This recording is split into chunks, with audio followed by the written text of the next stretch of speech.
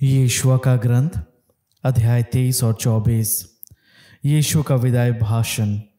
जब इज़राइलियों को अपने आसपास के सारे शत्रुओं से शांति मिली और बहुत समय बीत गया, यीशुआ बूढ़ा हो गया और उसकी अवस्था बहुत अधिक हो गई। तब यीशुआ ने सारे इज़राइल को, उसके नेताओं, मुखियाओं, न्यायाधीशों और अधिकारियों को बुलाकर उनसे कहा, अब मैं बूढ़ा हो गया हूँ और मेरी उम्र बहुत अधिक हो गई है। प्रभु तुम्हारे ईश्वर ने तुम्हारे कल्याण के लिए इन सब राष्ट्रों के साथ जो कुछ भी किया है, तुमने वह सब अपने आँखों से देखा है, क्योंकि स्वयं प्रभु तुम्हारा ईश्वर तुम्हारी ओर से लड़ता था। देखो, यार्दन से लेकर पश्चिम के महासमुद्र तक मैंने चिट्ठियों द्वारा उन राष्ट्रों की भूमि को तुम्हारे वंशों को दैभाग के रूप में दे दिया, जो अब तक वहाँ रहते हैं या जिनको मैं नष्ट कर चुका हूँ। प्रभु तुम्हारा ईश्वर स्वयं उन्हें तुम्हारे सामने से हटा देगा। वह उन्हें तुम्हारे सामने से भगा देगा, जिससे तुम उनका देश अधिकार में कर सको, जैसा कि प्रभु तुम्हारे ईश्वर ने तुम्हें वचन दिया। तुम मूसा की संहिता के ग्रंथ में लिखी हुई सारी बातों का सावधानी से पालन करने का दृढ़ संकल्प करो, और उससे तुम ना बाएं भटको और न दाहिने। तुम उन राष्ट्रों के साथ संबंध नहीं रखोगे जो तुम्हारे बीच रहते हैं। तुम उनके देवताओं का नाम लेकर ना तो प्रार्थना करोगे और न शपथ खाओगे। तुम उन देवताओं की पूजा या आराधना नहीं करोगे। तुम्हें अपने प्रभु ईश्वर से संयुक्त रहना है, जैसा तुमने आज तक किया है। प्रभु ने तुमसे बड़े और शक्तिशाली राष्ट्रों को तुम्हारे सामने से भगा दिया है, और आज तक तुम्हारे सामने कोई नहीं टिक सका है। तुम में से एक योद्धा 1000 योद्धाओं को भगा सकता है, क्योंकि प्रभु तुम्हारा ईश्वर अपनी प्रतिज्ञा के अनुसार तुम्हारी ओर से लड़ता है। इसलिए सावधान रहो, तुम प्रभु अपने ईश्वर को प्यार करते रहो। जब तुम उससे विमुख हो जाओगे और अपने बीच रहने वाले राष्ट्रों से संधि करोगे, उनके साथ विवाह संबंध करोगे और उनसे मिलते जुलते रहोगे, तो यह निश्चय जानो कि प्रभु तुम्हारा ईश्वर फिर उन राष्ट्रों को तुम्हारे सामने से नहीं भगाएगा, बल्कि वे तब तक तुम्हारे लिए फंदा और जाल बनेंगे। वे तुम्हारी पसलियों के लिए कोड़ों जैसा और तुम्हारी आँखों के लिए कांटों जैसा बनेंगे, जब तक तुम इस रमणीय देश से लुप्त नहीं होगे जिसे प्रभु तुम्हारे ईश्वर ने तुमको दिया है। देखो, मैं अब उस रास्ते से जाने वाला हूँ जिससे सबों को जाना है। तुम अच्छी तरह जानते हो कि प्रभु तुम्हारे ईश्वर ने तुमसे जो जो मंगलमय प्रतिज्ञा की है, उनमें से एक भी व्यर्थ नहीं हुई। हर एक प्रतिज्ञा पूरी हो गई है, एक भी व्यर्थ नहीं हुई। किंतु जैसे प्रभु तुम्हारे ईश्वर द्वारा तुम्हें दी गई प्रत्येक मंगलमय प्रतिज्ञा पूरी हुई है, वैसे ही प्रभु ने जिन जिन विपत्तियों की धमकी दी है, वह उन्हें तुम पर डाहेगा और उस रमणीय देश से तुम्हारा विनाश करेगा जिसे उसने तुमको दिया है। यदि तुम उस विधान का भंग करोगे जिसका पालन करने का प्रभु ने तुम्हें आदेश दिया है, यदि तुम अन्य देवताओं की सेवा और आराधना करने लगोगे, तो प्रभु का क्रोध तुम पर भड़क उठेगा और तुम शीघ्र ही उस रमणीय देश से लुप्त हो जाओगे जिसे उसने तुमको दिया है। अध्याय 24। यीशुआ ने शिखेम में सब इज़राइली वंशों को इकट्ठा कर लिया। इसके बाद उसने इज़राइल के वयोवृद्ध नेताओं, न्यायकर्ताओं और शास्त्रियों को बुला भेजा, और वे सब ईश्वर के सामने उपस्थित हो गए। तब यीशुआ ने समस्त लोगों से कहा, इज़राइल का प्रभु ईश्वर यह कहता है, प्राचीन काल में तुम लोगों के पूर्वज इब्राहिम और नाहोर का पिता तेरह फरात नदी के उस पार निवास करते थे। वे अन्य देवताओं की उपासना करते थे। मैंने तुम्हारे पिता इब्राहिम को नदी के उस पार से बुलाया और सारा काना देश घुमाया। मैंने उसके वंशजों की संख्या बढ़ाई। मैंने उसे इसहाक को दिया, और इसहाक को मैंने याकूब और एसाव को प्रदान किया। मैंने एसाव को शेर का पहाड़ी देश दे दिया, किंतु याकूब और उसके पुत्र मिस्र चले गए। मैंने मूसा और हारून को भेजा और चमत्कार दिखाकर मिस्रियों को पीड़ित किया। इसके बाद मैं तुम लोगों को निकाल लाया। मैं तुम्हारे पूर्वजों को मिस्र से निकाल लाया और तुम लाल समुद्र तक पहुँचे। जब मिस्रियों ने रथों और घोड़ों पर सवार होकर समुद्र तक तुम्हारे पूर्वजों का पीछा किया, जब तुम्हारे पूर्वजों ने प्रभु की दुहाई दी, तो उसने तुम्हारे और मिस्रियों के बीच एक घना कोहरा फैला दिया और मिस्रियों पर समुद्र बहा दिया, जिससे वे डूब गए। तुमने अपनी ही आंखों से देखा कि मैंने मिस्र में तुम्हारे लिए क्या क्या किया। इसके बाद तुम लोग बहुत समय तक मरुभूमि में निवास करते रहे। तब मैं तुमको यार्दन के उस पार रहने वाले अमोरियों के देश ले गया। उन्होंने तुम पर आक्रमण किया और मैंने उन्हें तुम लोगों के हवाले कर दिया। तुमने उनका देश अपने अधिकार में कर लिया और मैंने तुम्हारे लिए उनका विनाश किया। तब मोआब का राजा शिपोर का पुत्र बालाक इज़राइल के विरुद्ध युद्ध की तैयारी करने लगा। उसने तुम्हें अभिशाप देने के लिए बोआर के पुत्र बिलाम को बुला भेजा, किंतु मैंने बिलाम की बात नहीं मानी और उसे तुम लोगों को आशीर्वाद देना पड़ा। इस प्रकार मैंने तुमको बालाक के हाथ से बचाया। इसके बाद तुम लोग यार्दन पार कर यरीको आए। यरीको के नागरिकों, अमोरियों, फरीजियों, कानानियों, हितियों, गिरगासियों, हिवियों और यबूसियों ने तुम्हारा सामना किया, किंतु मैंने उन्हें तुम लोगों के हवाले कर दिया। मैंने तुम लोगों के आगे आतंक फैला दिया और इस कारण तुम्हारी तलवार और तुम्हारे धनुष के कारण नहीं, अमोरियों के दोनों राजा तुम्हारे सामने से भाग गए। मैंने तुम्हें एक ऐसा देश दे दिया जिसके लिए तुमने परिश्रम नहीं किया, निवास के लिए ऐसे नगर दे दिए जिन्हें तुमने नहीं बनाया, और जीवन निर्वाह के लिए ऐसे दागबारियां और जैतून के पेड़ जिन्हें तुमने नहीं लगाया। प्रभु पर श्रद्धा रखो और ईमानदारी तथा सच्चाई से उसकी उपासना करो। उन देवताओं का बहिष्कार करो जिनकी उपासना तुम्हारे पूर्वज फरात नदी के उस पार और मिस्र में किया करते थे। तुम प्रभु की उपासना करो। यदि तुम ईश्वर की उपासना नहीं करना चाहते तो आज ही तय कर लो कि तुम किसकी उपासना करना चाहते हो, उन देवताओं की जिनकी उपासना तुम्हारे पूर्वज नदी के उस पार करते थे, अथवा अमोरियों के देवताओं की जिसके देश में तुम रहते हो। मैं और मेरा परिवार हम सब प्रभु की उपासना करना चाहते हैं। लोगों ने उत्तर दिया, प्रभु को छोड़कर अन्य देवताओं की उपासना करने का विचार हमसे कोसों दूर है। हमारे प्रभु ईश्वर ने हमें और हमारे पूर्वजों को दास्ता के घर से मिस्र देश से निकाल लाया है। उसी ने हमारे सामने महान चमत्कार दिखाए हैं। हम बहुत लंबा रास्ता तय कर चुके हैं, बहुत से राष्ट्रों से होकर यहाँ तक आए हैं और सर्वत्र उसी ने हमारी रक्षा की है।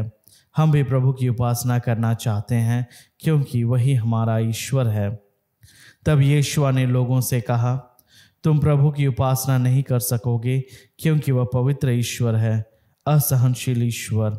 वह तुम्हारे अपराध और पाप नहीं क्षमा करेगा। यदि तुम प्रभु को त्याग कर अन्य देवताओं की उपासना करोगे तो यद्यपि वह तुम्हारी भलाई करता रहा, फिर भी वह तुम्हारी बुराई करेगा और तुम्हें नष्ट कर देगा। लोगों ने यीशुआ से कहा, नहीं, हम प्रभु की उपासना करेंगे। तब यीशुआ ने लोगों से कहा, तुम लोग अपने विरुद्ध साक्षी हो कि तुमने प्रभु को चुन लिया और उसी की आराधना करोगे। उन्होंने उत्तर दिया, हम साक्षी हैं। इस पर यीशुआ ने कहा, तब तो अपने पास के पराये देवताओं का बहिष्कार करो और अपना मन ईश्वर में, इज़राइल के प्रभु में लगाओ। लोगों ने यीशुआ को यह उत्तर दिया, हम प्रभु अपने ईश्वर की उपासना करेंगे और उसी की बात मानेंगे। यीशुआ ने उसी दिन लोगों के साथ समझौता कर लिया। उसने शेकेम में उनके लिए संविधान और अध्यादेश बनाया। इसके बाद उसने उन बातों को प्रभु की संहिता के ग्रंथ में लिख दिया। उसने बालूत के नीचे प्रभु के मंदिर में एक बड़ा पत्थर खड़ा कर दिया और सब लोगों ने कहा, यह पत्थर हमारे विरुद्ध साक्ष्य देगा, क्योंकि हमने उन सब बातों को सुना जिन्हें प्रभु ने हमें बताया। इसलिए यह तुम्हारे विरुद्ध साक्ष्य देगा, जिससे तुम अपने ईश्वर को अस्वीकार नहीं करो। इसके बाद यीशुआ ने लोगों को अपनी अपनी भूमि में भेज दिया। इन घटनाओं के बाद प्रभु के सेवक नून के पुत्र यीशुआ का 110 वर्ष की उम्र में देहांत हुआ। वह गाश पर्वत के उत्तर में एफ्राइम के पहाड़ी प्रदेश में तिम्नत सेराह में अपने निजी देहभाग की मिट्टी में दफनाया गया। यीशुआ और उसके बाद जीवित रहने वाले उन नेताओं का जीवन काल तक जो इज़राइल के लिए प्रभु द्वारा किए हुए समस्त कार्य जानते थे, इज़राइली प्रभु की सेवा करते रहे।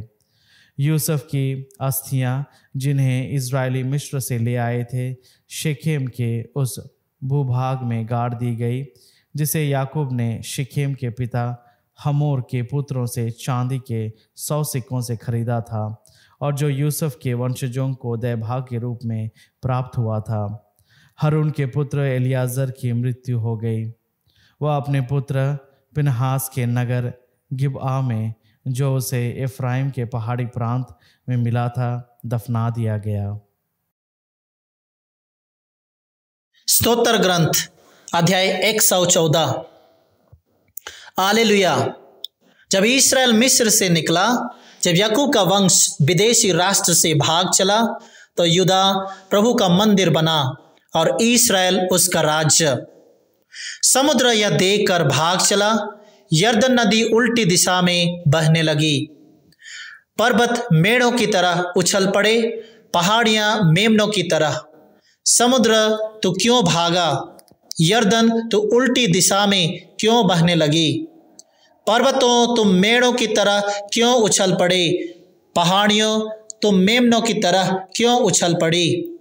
पृथ्वी प्रभु के सामने कंपित हो, याकूब के ईश्वर के सामने, जो चट्टान को जलाशय में, पथरीली भूमि को उमड़ते स्रोत में बदल देता है। गलतियों के नाम संत पौलुस का पत्र अध्याय 5। मसीह द्वारा प्रदत्त स्वतंत्रता। मसीह ने स्वतंत्र बने रहने के लिए ही हमें स्वतंत्र बनाया। इसलिए आप लोग दृढ़ रहें और फिर दासता के जुए में नहीं जूतें। मैं पौलुस आप लोगों से यह कहता हूं, यदि आप खतना कराएंगे तो आपको मसीह से कोई लाभ नहीं होगा। मैं खतना कराने वाले हर एक व्यक्ति से फिर कहता हूं कि उसे समस्त संहिता का पालन करना है। यदि आप अपनी धार्मिकता के लिए संहिता पर निर्भर रहना चाहते हैं तो अपने मसीह से अपना संबंध तोड़ लिया और ईश्वर की कृपा को खो दिया है। हम तो उस धार्मिकता की तीव्र अभिलाषा करते हैं जो विश्वास पर आधारित है और आत्मा द्वारा प्राप्त होती है। यदि हम ईसा मसीह से संयुक्त हैं तो ना खतने का कोई महत्व है और ना उसके अभाव का। महत्व विश्वास का है जो प्रेम से अनुप्रेरित है। आप लोग अच्छी प्रगति कर रहे थे। आपको किसने सत्य के मार्ग पर आगे बढ़ने से रोका? उस व्यक्ति ने जो भी तर्क दिया हो वह तर्क ईश्वर की ओर से नहीं आया जो आप लोगों को बुलाता है। याद रखें, थोड़ा सा खमीर सारे सने हुए आटे को खमीर बना देता है। मुझे प्रभु में आप लोगों पर यह भरोसा है कि आप विचलित नहीं होंगे। जो व्यक्ति आप लोगों में अशांति उत्पन्न करता है वह चाहे जो भी हो ईश्वर का दंड भोगेगा। भाइयों, यदि मैं अब तक खतने का प्रचार करता तो मुझ पर अब तक अत्याचार क्यों किया जा रहा है? यदि मैं ऐसा करता तो क्रूस के कारण जो बाधा होती है वह समाप्त हो जाती। अच्छा यही होता है कि जो लोग आप में अशांति उत्पन्न करते हैं वे अपने को नपुंसक बना लेते। भातृप्रेम का महत्व। भाइयों, आप जानते हैं कि आप लोग स्वतंत्र होने के लिए बुलाए गए हैं। आप सावधान रहे, नहीं तो यह स्वतंत्रता भोग विलास का कारण बन जाएगी। आप लोग प्रेम से एक दूसरे की सेवा करें, क्योंकि एक ही आज्ञा में समस्त संहिता निहित है, और वह यह है, अपने पड़ोसी को अपने समान प्यार करो। यदि आप लोग एक दूसरे को काटने और फाड़ डालने की चेष्टा करेंगे तो सावधान रहें, कहीं ऐसा ना हो कि आप एक दूसरे का सर्वनाश करें। आत्मा और शरीर एक दूसरे के विरोधी हैं। मैं यह कहना चाहता हूं, आप लोग आत्मा की प्रेरणा के अनुसार चलेंगे तो शरीर की वासनाओं को तृप्त नहीं करेंगे। शरीर तो आत्मा, शरीर के विरुद्ध, ये दोनों एक दूसरे के विरोधी हैं। इसलिए आप जो चाहते हैं वही नहीं कर पाते हैं। यदि आप आत्मा की प्रेरणा के अनुसार चलते हैं तो संहिता के अधीन नहीं हैं। शरीर के कुकर्म प्रत्यक्ष है, अर्थात व्यभिचार, अशुद्धता, लंपटता, मूर्ति पूजा, जादू टोना, बैर, फूट, ईर्ष्या, क्रोध, स्वार्थपरता, मनमुटाव, दलबंदी, द्वेष, मतवालापन, रंगरलियां और इस प्रकार की और बातें। मैं आप लोगों से कहता हूं, जैसा कि मैंने पहले भी कहा, जो इस प्रकार का आचरण करते हैं वे ईश्वर के राज्य के अधिकारी नहीं होंगे। परंतु आत्मा का फल है प्रेम, आनंद, शांति, सहनशीलता, मिलनसरी, दयालुता, ईमानदारी, सौम्यता और संयम। इनके विरुद्ध कोई विधि नहीं है। जो लोग ईसा मसीह के हैं उन्होंने वासनाओं तथा कामनाओं सहित अपने शरीर को क्रूस पर चढ़ा दिया है। यदि हमें आत्मा द्वारा जीवन प्राप्त हो गया है तो हम आत्मा के अनुरूप जीवन बिताएं। मनुष्य जो बोता है वही लूनता है। हम मिथ्याभिमानी ना बने, एक दूसरे को ना छेड़ें और एक दूसरे से ईर्ष्या ना करें।